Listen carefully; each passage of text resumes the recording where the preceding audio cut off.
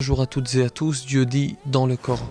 وبشر المؤمنين بأن لهم من الله فضلا كبيرا ولا تطع الكافرين والمنافقين ودع أذاهم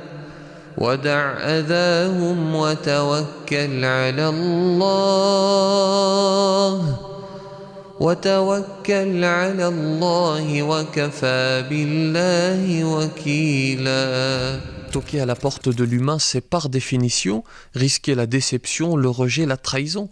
Le prophète sallallahu alayhi wa sallam dit, celui qui est touché par le besoin et qui s'adresse aux gens pour en sortir, ne verra pas la satisfaction de son besoin. Mais s'il s'adresse à Allah, Allah ne tarde pas à lui octroyer tôt ou tard une subsistance suffisante. Alors il faut bien comprendre ce point et c'est la pierre angulaire de l'exposé.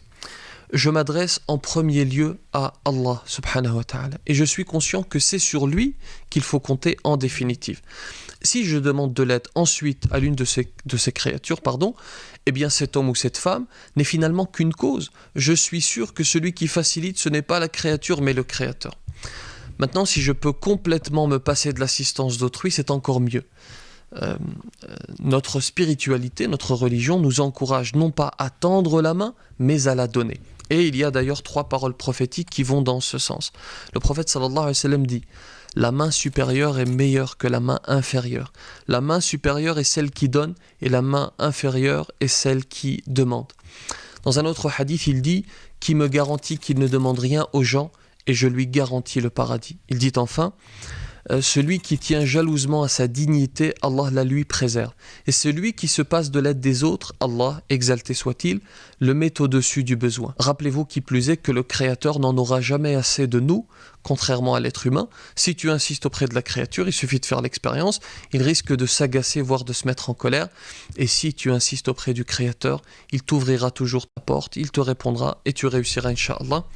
Il y a un très beau poème que je m'en vais vous réciter de l'imam Abul Qasim al-Suhayli qui a vécu au XIIe siècle, qui rappelle que l'espoir doit être cherché exclusivement auprès d'Allah subhanahu wa ta'ala. Alors il dit ceci, je vais le réciter en arabe puis en français. يا من يرى ما في الضمير ويسمع أنت المعد لكل ما يتوقع يا من يرجى للشدائد كلها يا من إليه المشتكى والمفزع. Ô toi qui observes ce qu'il y a dans la conscience et qui entend, c'est sur toi que l'on s'appuie pour prévenir tout ce qui pourrait arriver. Ô toi chez qui l'on cherche de l'espoir pour toutes les difficultés.